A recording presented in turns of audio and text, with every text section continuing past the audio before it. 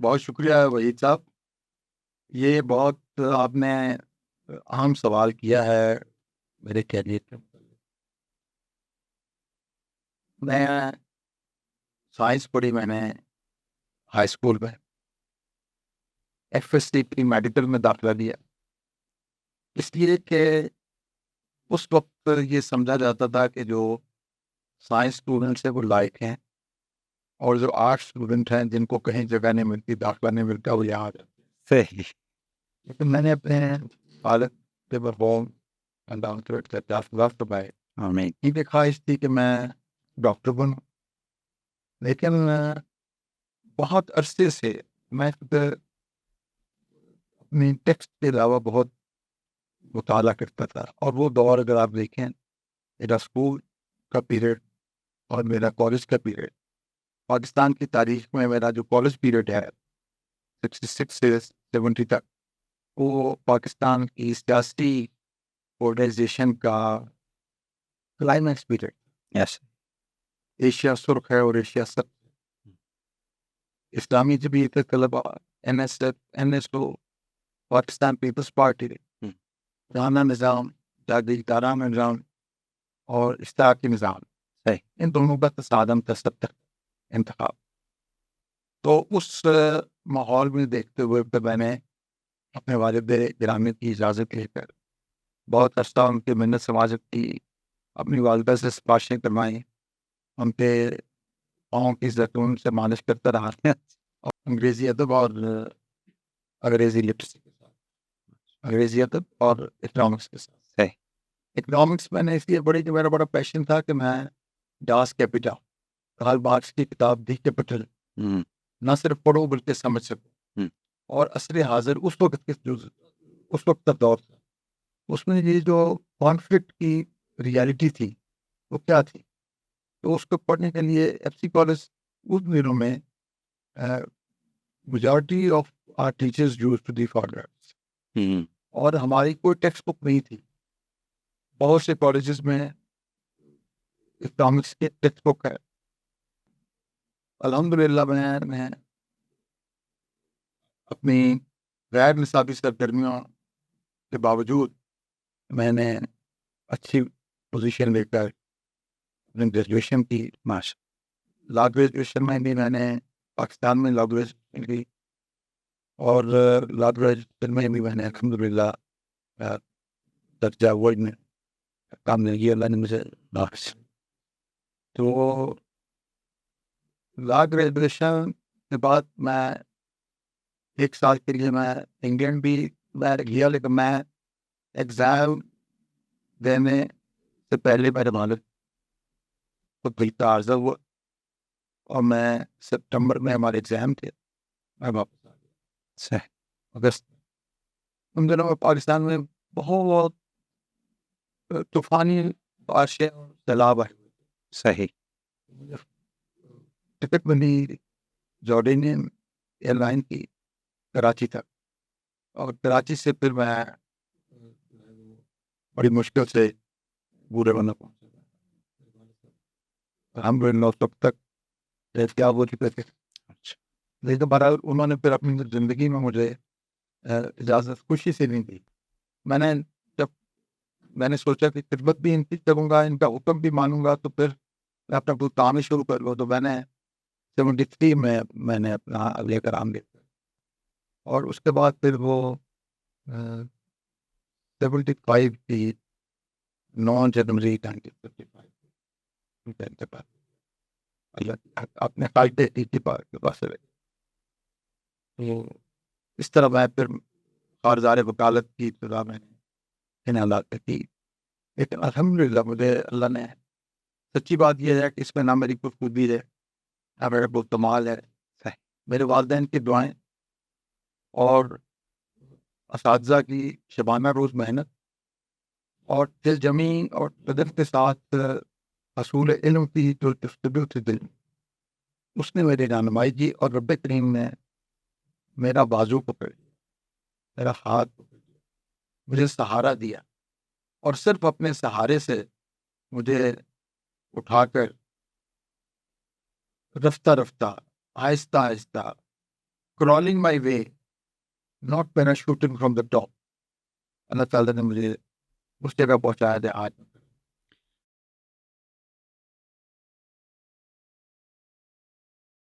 بہت شکریہ وحید صاحب. یہ اصل میں آپ نے اپنے انٹرو میں جو بات کہی کہ ہمیں اقتصادی ترقی ریکوائرڈ ہے اپنے محفوظ سفر کے لیے، مستقبل کی جانب اپنے ایک محفوظ سفر کے لیے ہمیں اقتصادی ترقی درکار ہے. ہماری ساری پالیسیز ایسی ہیں جو پولیٹیکل ٹرمائل کریٹ کر رہی ہیں. آپ بتائیے کیا ضرورت ہے اقتصادی پیکج کی؟ کیا ہم اپنے ڈیفالٹ سچویشن سے نکل آئیں گے؟ کیا لوگوں کو جو اناج کی فراہمی ہے وہ زیادہ متواتر ہو جائے گی؟ انفلیشن کم ہو جائے گی؟ ہمارا بیلنس آف پیمنٹ بہتر ہو جائے گا؟ میں یہ سمجھتا ہوں کہ there is some sinister intelligence backed upon punishing Pakistan. میں نے آپ سے کہا نا، کوئی ایسی قوت ہے پاکستان کو عدم استحکام کا شکار کرنا چاہتی ہے، اور تسلسل کے ساتھ اس کی کوشش یہ ہے کہ پاکستان کسی بھی طور پر ہموار سفر نہ کر سکے. اگر ہم مجھے دیکھیں نا یہ کہاں سے آ گیا اچانک. پہلی بات تو یہ شروع ہوا ججز کی تعداد میں اضافے سے. ججز کی تعداد میں اضافہ جو ہے وہ بھی بذات خود ایک اسٹرکچرل چینج ہے. یعنی سپریم کورٹ ہے، اس کے 17 ججز ہیں اور وہ 17 ججز سے بہت عرصے سے کام کر رہی ہے. اگر فرض کیجیے ورک لوڈ زیادہ ہے تو ورک لوڈ کم کرنے کا ایک طریقہ ہے. کانسٹیٹیوشن نے پرووائڈ کیا ہے کہ آپ ایڈ ہاک ججز رکھیں. سپریم کورٹ کے جو اضافی کام ہے اس کے لیے بینچ بنا کے اس کو نپٹا دیں. ٹھیک ہے. اس لیے اس فرض کیجیے آپ ججز آپ بھرتی کر لیتے ہیں 22 یا 23 جس طرح کی پہلی تجویز تھی. ٹھیک ہے. تو جب وہ کام ختم ہو جائے گا تو آپ ان کو واپس گھر بھیج دیں گے. You are bringing about a structural change. آپ ایک بنیادی تبدیلی کر رہے ہیں. اور آپ کو پتہ ہے یہ جو supreme court of United States ہے اس میں 9 ججز کی تعداد مقرر ہوئی 1869 میں by act of parliament, not by constitution. اور پھر جب 1938 میں روز ویلٹ نے ججز کی تعداد میں اضافے کی کوشش کی تو وہ جو ہے وہ پوری امریکی سوسائٹی نے رزسٹ کیا اور اس کو شکست دی. اور نتیجہ یہ ہے کہ 1869 میں 1869 میں مقرر کی جانے والی ججز کی تعداد آج بھی وہی 9 ہے. اور وہ اوپن ملکوں میں ہے جہاں لوگوں کو انصاف ملتا ہے ہمارے رویوں کی وجہ سے. As a lawyer I must accept the responsibility کہ ہمارے سارے دوست اپنے مقدمات تیار کرتے ہیں. ہمارے جج صاحبان ولمن ہوتے، اگر کوئی فریق تیار بھی ہے تو ہمارے کچھ جج صاحبان وہ سن کر ان کی زیادہ پرائرٹی یہ ہوتی ہے کہ انہوں نے فکس کی ہوتی ہے اس وقت تک کیس سننا ہے، اس کے بعد کوئی اور مصروفیت ہو جاتی. 3 دن پہلے مقدمے کا فیصلہ ہوا جو 49 میں شروع ہوا تھا. 1949 پاکستان کے قیام کے 2 برس بعد مقدمہ شروع ہوا اور ابھی سپریم کورٹ کے 4 راؤنڈز میں وہ تنازع طے نہیں ہوا اور اللہ کرے اب طے ہو جائے. تو اس لیے وحید حسین صاحب یہ ہماری اگر ہم تہیہ کر لیں، ہم نے لوگوں کو ان کی دہلیز پہ انصاف دینا ہے.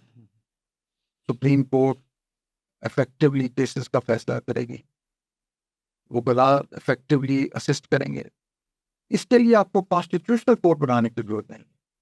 آپ کانسٹیٹیوشنل کورٹ کی آڑ میں ایک اسٹیبلشڈ سپریم کورٹ کو کمزور کرنے کے لیے اس پہ اسٹرائک کر رہے ہیں.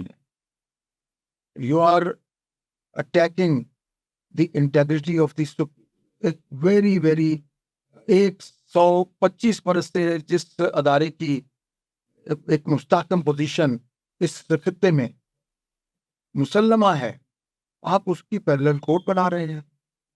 دیکھیے میری بات سنیے، ہمارے یہاں ہر کانسٹیٹیوشنل رائٹ، ہر فنڈامنٹل رائٹ وہ سول جج سے لے کر سپریم کورٹ تک وہ نافذ کرتا ہے. یہ رائٹ آف کراس ایگزامینیشن کیا ہے؟ یہ آپ کا رائٹ ہے جو فوجداری قانون انشور کرتا ہے. یہ جو فیئر ٹرائل ہے یہ کیا رائٹ ہے؟ Right of fair trial civil میں بھی ہے. یہ they are trying to cut at the root of the strength. Supreme court اکیلی نہیں. صحیح ہے. ہائی کورٹس آپ نے پرپوزل دیکھے نا, مڈ پرپوزل آپ نے دیکھی ہوگی امینڈمنٹ کی, جی نصف شب کی جو تجویز تھی جی میں نے دیکھی. اس میں تو یہ بھی اختیار ہے کہ کانسٹیٹیوشنل کورٹ کسی جج, ہائی کورٹ کے جج سے کوئی بھی مقدمہ اٹھا کے اپنے پاس لے. میں سر اسی لیے آپ سے کہہ رہا ہوں کہ ہمارے ہاں ایک نظام چل رہا ہے, اس کے اندر اگر کوئی رکاوٹ ہے, اس کے اندر اگر کوئی ہکپس ہیں, ان کو دور کیا جا سکتا ہے بہت آسانی سے. فرض کیجیے پینڈنسی زیادہ ہے, آپ ایڈہاک ججز جو ہے وہ 8 ایڈہاک ججز, اگر سپریم کورٹ کے ریٹائرڈ ججز تسلیم نہیں کرتے, قبول نہیں کرتے, آپ سینئر ایڈوکیٹس میں سے لوگوں کو پیشکش کریں. کاؤنسل جو ہے کنگس کاؤنسل اور کوئنس کاؤنسل, ان کو وہ کہہ دیتے ہیں آپ یہ آج آفٹر نون سے آپ یہ کوٹ کر لیں.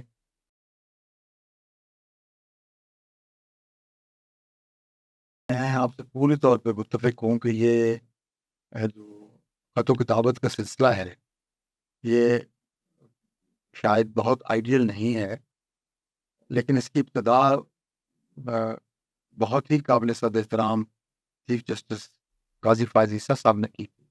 اس سے پہلے ہم نے اس طرح کے خطوط جو ہے عدالتی خطوط, ان کی نظیر زیادہ نہیں ملتی. وہ خط لکھتے تھے اور پھر اس کو سرکولیٹ بھی کر دیتے تھے.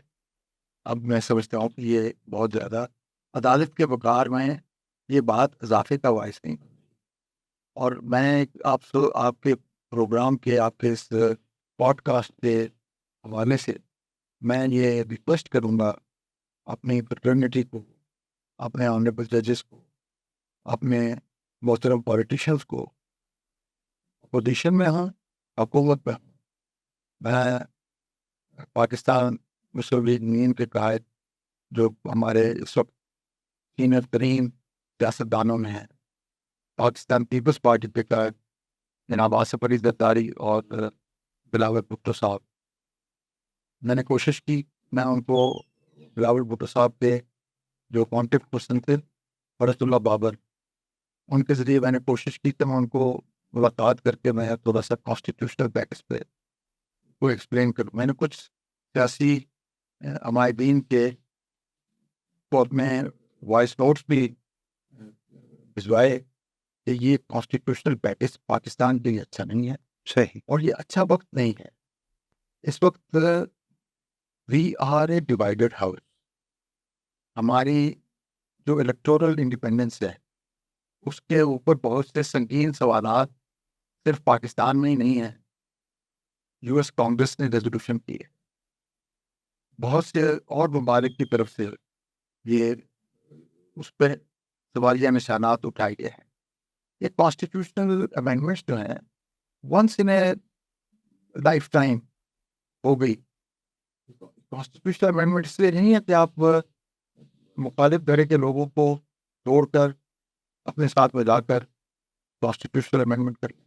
لوگ تو ابھی ایک امینڈمنٹ ہوئی ہے امریکہ کے کانسٹیٹیوشن میں, it has taken Americans 107 years to pass that amendment. تو وہی تو سن صاحب یہ جو ہے یہ بچوں کا کھیل نہیں ہے.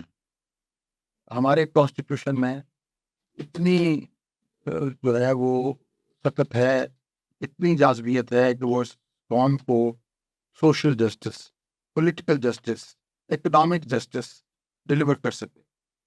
اور ہمارے پارلیمان کو انہی اہداف کی طرف اپنے توجہ مرکوز کرنی چاہیے.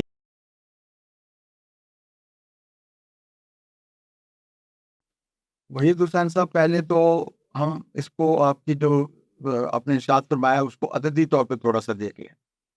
جو فیصلہ آیا 12 جولائی کا, جی, اس میں 8 ججز نے یہ کہا کہ یہ سیٹیں ہیں, اور اس کی بہت مدلل اور مثبت دلائل اس کے حق میں. لیکن قابل صد احترام عزت مآب چیف جسٹس صاحب کی رائے بھی یہ تھی, وہ فیصلہ 13-11 کا یہ تھا کہ غیر جماعتوں کو یہ سیٹیں نہیں مل سکتی. جسٹس نعیم افغان جی اور جسٹس امیر الدین خان صاحب, انہوں نے یہ کہا کہ یہ بالکل اپیلیں ڈسکس کریں, یہ درست نہیں ہے. ہے. اور اس میں جو تھے 8 کے ساتھ 3 اور جج صاحبان شامل, تو اس لیے 11-13 کا فیصلہ ہے کہ دوسری جماعتوں کو یہ سیٹیں نہیں دی جا سکتی. ٹھیک. میں یہ سمجھتا ہوں کہ عدالتی اختلاف بھی باعث رحمت ہوتا ہے, اور میں نے یہ پڑھا تھا اسلامی فقہ کو پڑھتے ہوئے کہ مجتہد کی غلطی کوئی غلطی نہیں ہوتی, اور نبی صلی اللہ علیہ وسلم کی حدیث پاک ہے کہ میری امت کا اختلاف باعث رحمت ہے. ایک شخص کا یہ حق ہے, ایک مقدمہ جس پر 11 ججز بیٹھے, صحیح 9 ججز بیٹھے, وہ کیوں بیٹھے ہیں؟ ایک سٹیزن کے رائٹ کو پرکھنے کے لیے 9 independent minds, 11 independent minds, or 13 independent minds are applying according to their conscience, weighing their rights in the scales and delivering the judgment. ایک دوسرے سے متاثر ہوئے بغیر اللہ کے سامنے جواب دہی کے احساس. تو میں یہ سمجھتا ہوں کہ اختلاف کوئی ایسی باعث نہیں تھی, لیکن جو بظاہر لگتا ہے حکومت کی ناراضگی کی وجہ مجھے وہی نظر آتی ہے جو آپ جس کی طرف آپ نے اشارہ کیا ہے. کیونکہ عزت باب سینئر پیونی جج جسٹس منصور علی شاہ صاحب نے 8 ججز کا فیصلہ لکھا ہے, تو مجھے لگتا یہ ہے کہ فوری جو وجہ بنی ہے ججز کی تعداد کو اضافہ کر کے اس ججمنٹ کو ڈائلیوٹ کرنے کے لیے یا ایک کانسٹیٹیوشنل کورٹ بنانے کے لیے یہ جو کچھ کیا جا رہا ہے سیاستدانوں کی طرف سے کیا جا رہا ہے. اس کی جو فوری وجہ جو ہے اس کے علاوہ کوئی اور وجہ نہیں ہے.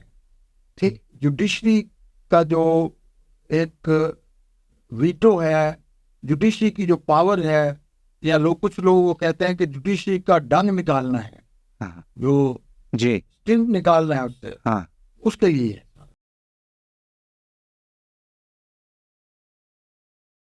بات نہیں. دیکھیے یہ صرف پاکستان کے لیے مخصوص نہیں ہے. امریکن سپریم کورٹ جو کنزرویٹیوز اور ڈیموکریٹس میں ڈیوائیڈڈ ہے, اچھا, وہاں بھی یہ ہوتا ہے کہ جی اس میں ڈیموکریٹس کی تعداد زیادہ ہے, یہ مقدمہ اس طرح اندازہ ہے کہ اس طرح یہ پولیٹیکل پارٹیز کی ممبر نہیں, لیکن جس جی دور میں وہ ججز مقرر ہوئے ہوتے ہیں, آنریبل ججز آف ججز, they are not members of any political party. میں آپ نے مجھے نیچے پوچھا اپنے اسٹوڈیو میں آنے سے پہلے کہ آپ تو بہت عینی شاہد ہیں بہت سی معاملات کے, تو آپ کو پتہ ہے جس وقت میں سپریم کورٹ بار کا صدر تھا تو سپریم کورٹ کی تعداد 17 ججز سے کم کر کے مسلم لیگ کی گورنمنٹ نے 12 کر دی تھی. میرا اس وقت بہت تعلق تھا محترم میاں نواز شریف صاحب سے, ان سے ملاقات ہوئی تو عرصہ ہوئی, لیکن ان کے فیملی سے میری ملاقات کافی پچھلے ہفتے میری ان کے صاحبزادے حسین نواز صاحب سے ان کی فیملی سے میری ملاقات ہوئی لاہور میں. اچھا, وہ مسئلہ نہیں ہے, میری کوئی مغایرت نہیں ہے ان کے ساتھ, ٹھیک, میں ان کی خیر خواہاں میں ہوں, ٹھیک, اور میں ویل وشرز میں ہوں, صحیح, اور میں یہ نیک نیتی سے یہ ان کو ریکویسٹ کر رہا ہوں آپ کے فورم سے جی, کہ انتہائی قدم جو کانسٹیٹیوشنل امینڈمنٹ کا ہے اس کو اٹھانے سے پہلے وہ ایک طرح دیکھ لیں. کل کو بہت کسی کی بھی ہو سکتی ہے, کوئی ایسا معاملہ ہو سکتا ہے کہ ان کو, یعنی یہ دیکھیں نا, ہم آج کا سوچتے ہیں. مجھے یہ کہا گیا کہ یہ جو 5 ججز سجاد علی شاہ صاحب اوپر ایلیویٹ کرنا چاہتے ہیں, ٹھیک ہے, یہ پرائم منسٹر کو ڈسکوالیفائی کرتے ہیں. صحیح, ان ججز کو میں ذاتی طور پہ جانتا تھا 97 جی, 97 مئی جون صحیح ہے, 97. ان ججز میں منیر شیخ صاحب تھے, بڑے درویش صفتات. ٹھیک, ان ججز میں مامون قاضی صاحب تھے کراچی کے. ان ججز میں چودھری عارف صاحب تھے, سابق ایڈوکیٹ جنرل پنجاب. میں 5 کے 5 ججز میں سے ایک کو جانتا تھا. تو میں نے پرائم منسٹر صاحب سے کہا کہ میں بطور صدر سپریم کورٹ کے باہر میں آپ کو ضمانت دیتا ہوں کہ یہ کوئی ایسی بات نہیں کریں گے, آپ کو یہ جو آپ کا خدشہ ہے یہ آپ کو ڈسکوالیفائی کر دیں گے. میں آپ کو یقین دلاتا ہوں کہ یہ نہیں کریں گے, اور ان کا کوئی سیاسی ایجنڈا نہیں ہے. صحیح. ان کے ایک ساتھی نے کہا کہ یہ جو منیر شیخ صاحب ہیں یہ تو ہر تیسرے مہینے ایک بہت بڑی سیاسی شخصیت سے جو پاکستان میں نہیں آ جا رہی تھی ان سے ملنے جاتے ہیں, کبھی دبئی کبھی لندن. جی. مجھے پتا چلا کہ اس جج کے پاس پاسپورٹ ہی نہیں ہے. اور یہ بات جب میں نے عزت مآب وزیر اعظم کے ایک بہت معتمد ساتھی کو بتائی, ان کے پاس تو پاسپورٹ ہی نہیں ہے, وہ کیسے ملنے جائیں گے کسی کو؟ ہاں. دبئی جا سکتے ہیں, میں انگلینڈ جا سکتے ہیں. اور میں نے کہا میں ان کو گھر جا کے ملا ہوں, انہوں نے استری کیے ہوئے کپڑے نہیں پہنے ہوتے, درویش آدمی. زرداری صاحب بھی ہمارے ہیں, میاں نواز شریف صاحب بھی ہمارے ہیں. اس قوم نے بے شمار انویسٹمنٹ کی ہوئی ہے محترم میاں نواز شریف صاحب پہ, اور ان کو اس وقت جو پاکستان کے سیاستدان ہیں ان میں ہیز اسٹیٹ میں اگر وہ رول پلے کریں تو وہ ابھی بھی مؤثر رول پلے کر سکتے ہیں. اور میں دیانتداری سے سمجھتا ہوں کہ COD میں انہوں نے اس طرح کے عمل کا معاہدہ کیا تھا کہ ہم کانسٹیٹیوشنل کورٹ بنائیں گے. اس کے حالات اور واقعات بڑے مختلف تھے. اس میں دونوں فریقین نے, پیپلز پارٹی نے بھی بقول PMLN کے اور مسلم لیگ نے بقول پیپلز پارٹی کے, ایسے اقدامات کیے جس سے عملی طور پر COD کی نفی ہو گئی. فار انسٹنس یہ جو میمو گیٹ کیس تھا, اس کے تو وکیل آپ نہیں تھے؟ نہیں, میمو گیٹ میں تو مصور منصور اعجاز کا وکیل تھا. ہاں. میں فریقین کو ریپرزینٹ نہیں کر رہا تھا. اچھا. میں ایک وہ جو گواہ تھا امریکن, وہی جو کہتے ہیں. وٹنس, جی مصور منصور اعجاز, جی جی جی بالکل. اس کو ریپرزینٹ کر رہا تھا. اس کو میں نے ریپرزینٹ کیا, ہاں. اس کی اسٹیٹمنٹ کروائی, اور دی کورٹ بلیوڈ ہم واٹ ایور ہی اسٹیٹڈ. اچھا. The 3 honorable chief justices, including Honorable Justice Qadi Faiz Issa, the Chief Justice of Pakistan. He was chairing the panel. ہاں. He was chairing that commission. صحیح. انہوں نے جو ہمارا موقف تھا اس سے اتفاق کیا.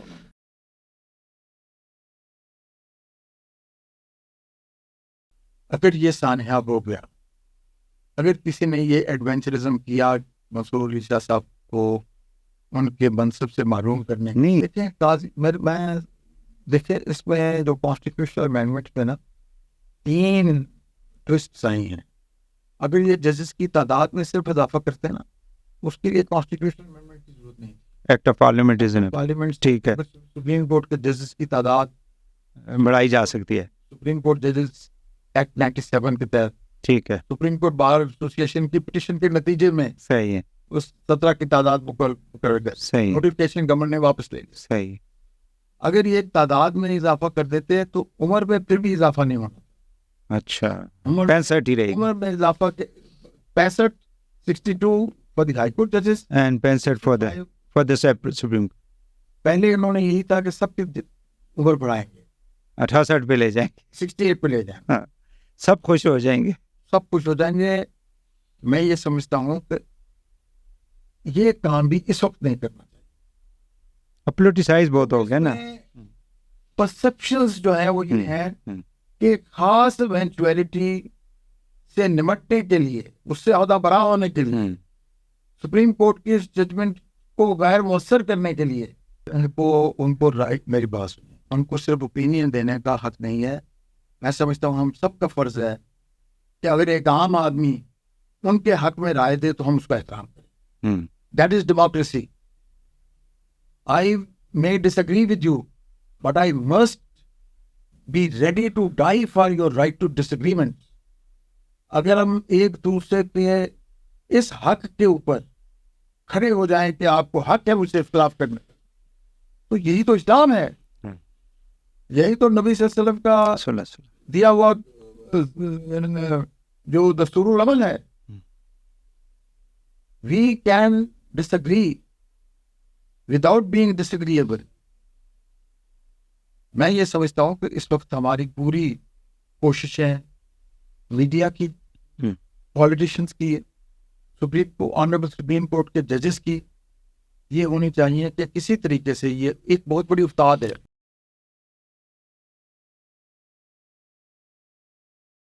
پاکستان کی تاریخ میں پہلا ڈیفیکشن کا مقدمہ سپریم کورٹ میں مجھے ذاتی طور پر کرنے کا اعزاز حاصل ہوا. کے پی کے میں پی ایم ایل این کے 10 MPS. کے ممبرس کو ساتھ ملا کر پیپلز پارٹی نے اپنی گورنمنٹ بتا دی. اس کے اوپر ہمایوں سیف اللہ صاحب کی طرف سے سپریم کورٹ میں یہ 89 کی بات ہے کہ سپریم کورٹ میں نے کیس کیا جی. اور سپریم کورٹ نے یہ کہا کہ اجمل میاں صاحب چیف جسٹس دنیا اللہ ان کے درجات بلند کرے، انہوں نے ان کی ڈسینٹنگ ویو تھا کہ یہ ہمیں سپریم کورٹ میں سننا چاہیے، لیکن اکثریت نے اس کو ریمانڈ کر دیا کہ پہلے یہ الیکشن کمشنر کے پاس جائے اور پھر ہم سنیں گے. پھر جب انہوں نے دوبارہ کیس کو سنا تو انہوں نے یہی کہا کہ یہ ڈیفیکشن ہے، یہ ایک اچھا عمل نہیں ہے، اس کو ڈسکریج کرنا چاہیے. بے وفائی اور الیکٹرول اپنی کانسٹیٹوئنسی سے جو بے وفائی، یہ اس کو ہم سپریم کورٹ کسی طور پہ ویلیڈیٹ نہیں کرے. میں پرانے فیصلے جی صحیح. اور وہی فیصلہ جو ہے میں سمجھتا ہوں کہ ایک ضمیر کا فیصلہ ہے، اچھا فیصلہ ہے.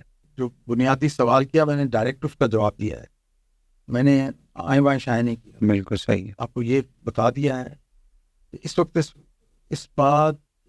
اس بات کا متقاضی ہے کہ ہم یہ جو سیاسی عدم استحکام ہے اس کو اوائڈ کریں، پوری قوم کو ساتھ لے کر چلیں. عمران خان کے حق میں اگر لوگوں نے رائے کا اظہار کیا ہے اس کو توقیر دیں، اس کو عزت دیں، اور اس بات کا انتظار کریں جب لوگ دوبارہ اپنی رائے کے اظہار کے بعد جو اپنا فیصلہ کریں اس کو بھی جو ہے ووٹ کو عزت دینی چاہیے. یہ تو بذات خود محترم میاں نواز شریف صاحب کا نام ہے، ووٹ کو عزت. الحمدللہ اللہ تعالیٰ نے مجھے ثابت قدم رکھا. It was not a case. It was a very, very huge ordeal جس کے میں آگ کے دریا سے گزر کر میں کنارے پہ پہنچا. ماشاء اللہ. اسپاؤس میں نے 3 ہفتوں میں 3 ماہ میں مقدمہ مکمل کیا. 17 جون 2014 کو اس کی شہادت استغاثہ کی شروع کی صحیح. اور 18 ستمبر 2014 and it was about trial صحیح. The trial against the mighty general 18 ستمبر کو میں نے کنکلوڈ کر دی اور اللہ کا شکرانہ ادا کرنے کے لیے بیت اللہ شریف پہ حج کے لیے چلا گیا. میں واپس آیا، میرے آنے کے 36 گھنٹے بعد میری اہلیہ اللہ کی بارگاہ میں ان کا پیغام آ گیا، انہوں نے لبیک کہا، یہ اجل کو لبیک کہا. میں اللہ کا شکر گزار ہوں کہ اس نے مجھے موقع دیا کہ میں اس کی امانت اپنے کندھوں پہ اٹھا کے اس کے حوالے کروں. But my family went through hell. Zaheer صاحب نے تو مجھے کہا کہ how dare you take this case. ان کے ایک آفیسر میرے پاس دفتر میں آئے، اس کے بعد پھر انہوں نے مجھے کہا کہ آپ سے ملاقات ہوگی، جنرل صاحب کی ملاقات ہوگی، آپ یہ پیشہ دیں، you will face horrible consequences. آپ کو پتا ہے کتنے پروسیکیوٹرز جو ہے وہ they have lost their life. انہوں نے کہا، میں نے کہا جنرل صاحب آپ کی مجھے پستول دکھائیے، میں دیکھوں کسی گولی پہ میرا نام لکھا ہے. میرا وقت اللہ نے لکھا ہوا ہے، اس سے پہلے نہیں آئے گا. اذا جاء اجلها لا يستأخرون ساعة ولا يستقدمون. ایک لمحہ نہ پہلے آئے گی نہ بعد میں آئے گی، اپنے وقت پہ آئے گی. تو باقی تو ہر مقدمہ ایک وہی تو ایک کھیل ہوتا ہے، ہوتی ہے. ہم اس بات کی تربیت ہے کہ ہم جس کلائنٹ نے ہمیں وکیل کیا ہے اپنا رزق حلال کرنے کے لیے اپنی شبانہ روز محنت اس کے لیے وقف کرتے اور پوری توجہ اور تندہی کے ساتھ اس کے مقدمے کی پیروی. اور الحمدللہ میرا ضمیر بڑا مطمئن ہے. میں نے آج تک جتنے مقدموں کو اپنے ہاتھ لیا ہے، میں نے پوری محنت سے ان کو جو ہے وہ کنارے پہ پہنچایا ہے. اگر آپ کیس کی بات کریں تو یہ مشرف کے کیس کے بعد جو دوسرا اہم ترین کیس میں نے جو کیا ہے وہ عمران خان صاحب کی کوالیفکیشن کے متعلق تھا سپریم کورٹ میں. اس میں ثاقب نثار صاحب نے جہانگیر ترین صاحب کو ڈسکوالیفائی کر دیا اور عمران خان صاحب کو جہانگیر کے خلاف بھی بھائی وکیل تھا. اچھا ان کے اس کے خلاف بھی بھائی تھا. اچھا اور اس کے متعلق ہی تو جہانگیر ترین صاحب نے باہر آ کر کہا تھا نا یہ بیلنسنگ ایکٹ ہے. ہاں اور بعد میں باجوہ صاحب نے بھی عزت مآب قمر جاوید باجوہ صاحب نے اس کے متعلق کہا کہ اب میں یہ ملک کے مفاد میں یہ تھا کہ فیصلہ ایسے ہوتا تھا. وہ تو مشرقین ہیں. یہ ثاقب نثار صاحب میں وہ چونکہ چیف جسٹس ہیں پاکستان کے, میں ان کی عزت کرتا ہوں لیکن کوئی مقابلہ نہیں ہے. بہت زمین آسمان کا فرق ہے. چیف جسٹس صاحب نے ایک بند سپریم کورٹ کو open and transparent supreme court بنا دیا. یہ بات ان کے کریڈٹ سے کوئی نہیں کھینچ سکتا. انہوں نے بہت اچھے فیصلے کیے. انہوں نے جو آصف علی زرداری صاحب کا ریفرنس تھا بھٹو صاحب کے مقدمے میں, اس کا متعلق ایک بات کرو جی. اگر سپریم کورٹ یہ کہہ دیتی کہ فیڈرل گورنمنٹ ایک قانون بنائے جس کے تحت فیصلہ شدہ مقدمات ری اوپن ہو سکیں, ایسے مقدمات جن میں مینیفیسٹ انجسٹس ہے ذوالفقار علی بھٹو صاحب کے مقدمے کی طرح, صرف ایک مقدمے تک اپنی رائے کو محدود نہ رکھ. اگر وہ پریزیڈنٹ صاحب کو کہتے کہ یہ جو بھٹو صاحب کو تو ریلیف نہیں مل سکتا, لیکن بھٹو صاحب کے پاکستان میں آئندہ سے کوئی بھی اگر مس کیریج آف جسٹس کا کیس ہے تو ہم یہ کمیشن بناتے ہیں, وہ کمیشن کی ریکمنڈیشن پہ سپریم کورٹ بے شک وہ ریویو بھی خارج ہو چکا ہو اس کو دوبارہ ٹیک اپ کر لے. وہ کہتا وہ بہت زیادہ فائدہ مند. اور میں اب بھی سمجھتا ہوں کہ اب بھی کوئی تو بھٹو صاحب کے ساتھ زیادتی ہوئی کیونکہ اس وقت آپ وکیل بھی تھے. You were a young man at that time. سر میں نے ان کی ٹرائل روزانہ کی بنیاد پہ ان کی ٹرائل دیکھی مولوی مشتاق حسین صاحب کی کورٹ. میں تو پیپر اینڈ نوٹ بک لے کر ان کی ٹرائل دیکھتا تھا. تو ان پہ پریشر تھا ججوں پہ اس وقت؟ سر پہلی بات تو یہ ہے کہ ایک پروپرائٹی کے جو تقاضے ہیں نہ ہائی کورٹ نے پورے کیے اور سپریم کورٹ نے تو خود کہہ دیا ہمارے اوپر پریشر تھا. اس کے بعد مجھے تو کچھ کہنے کی ضرورت ہے. خدا کرے کہ سپریم کورٹ پریشرز کو برداشت کرنے کے کرے اور پریشر ہونے کے باوجود صحیح فیصلے کرے جن کے اوپر نہ ان کو پریشان ہونا پڑے. دیکھیے اگر ہم دستور کی بے توقیری اتنی زیادہ کر دیں کہ ہم مڈ نائٹ امینڈمنٹ تک تیار ہو جائیں تو پھر کوئی طالع آزما یہ سوچ سکتا ہے نا کہ اس دستور کی یہی اوقات ہے کہ رات کے 12 بجے بھی اس کو ترمیم کی جا سکتی ہے, اس کو پیک اپ کر سکتا ہے. لیکن مشرف کی سزا کے بعد ایک نظام نے جنم لیا ہے جس کا نام ہے ہائیبرڈ ڈیموکریسی. ہائیبرڈ ڈیموکریسی کیا ہے کہ بندے تلاش کریں جو آپ کی ول کو ایکسیکیوٹ کریں, خود ذرا پس سے پردہ رہیں. That is hybrid democracy.